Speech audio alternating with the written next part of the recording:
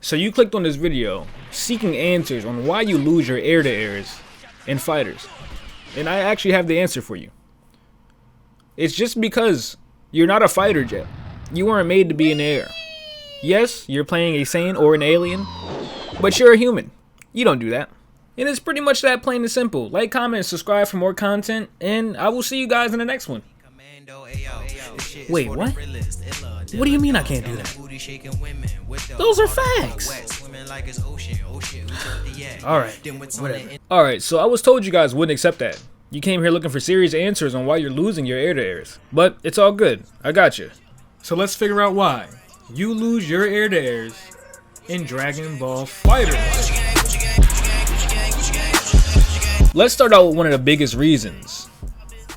You're not using your air moves to your advantage. What I mean by that is, take a look at your characters. You see how Jiren's different from Frieza even though they're aliens? Goku's different from Vegeta even though they're both Saiyans? Same with your moves. Krillin is not going to be throwing out the same moves as Kid Buu. And if you believe that, good luck, Charlie. For example, let's take one of the characters I use, Gogeta. Let's say we're in an air-to-air battle and we throw out a 5L, which is a light attack. Why would I throw this out? This thing is garbage. It's small, it's little, and no one's getting hit by that. You have to time that completely perfect to hit somebody with that. Now let's say that I get a little bit smarter and I use my 5M in the air.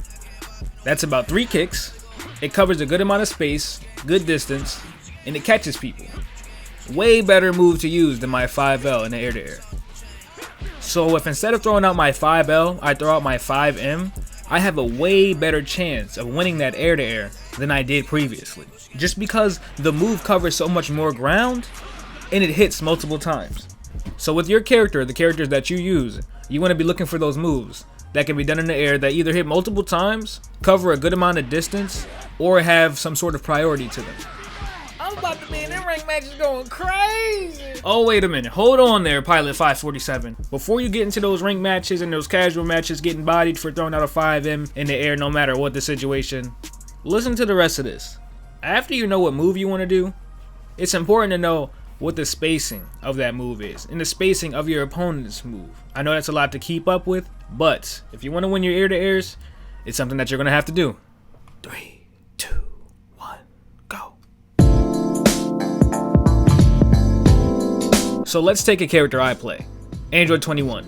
If you're in an air-to-air battle and you choose her medium, her 5M, you're going to be knocking socks off. Look at the distance this covers. She's basically hitting you from New Jersey. And you're in Alaska. That's quite big. But remember, just because you can throw the move out doesn't mean it's gonna hit. Figure out that spacing. I have to approximately be in this range for her tail to hit the opponent. Without that, I'm just throwing out a move just to be negative. And if you're out here whiffing moves to be negative, your opponent's positive, and your opponent will get the punish. You definitely do not want to take that damage. Now, if you play fighters, you know that most people won't just be super dashing at you every chance you have an air-to-air battle. And now that you're thinking about it, you realize that your medium doesn't really lead into much depending on the character. Unless it's a down heavy or one of your special moves. Now, in fighters, your special moves can be used on the ground or in the air depending on the special move. Make sure you figure out what moves you can use in the air versus what moves you can only use on the ground. This will create ample opportunity for you to win your air-to-airs. Let's take Gohan for example. If we're in an air-to-air battle with Team Gohan, we use his light, it's pretty decent. We use his medium, it's hot garbage. But those aren't his only moves he can use in the air. I know you've all seen this move 100 times. That's because Team Gohan's EX legs happen to be his best aerial move in his whole entire kit. If you're using the move against that, you're most likely going to get beat out. But there's ways around it. Gohan's EX legs happen to be one of the best aerial moves in the game. But let's take a person like Jiren. If you do his quarter circle forward, light, medium, or heavy, it has distance to it. He can't actually hit Jiren with the attack if he can't touch it. It's all about knowing what you can do, knowing what your opponent can do, and then evening out the odds. So those are basically the basics to air-to-air / dogfight combat.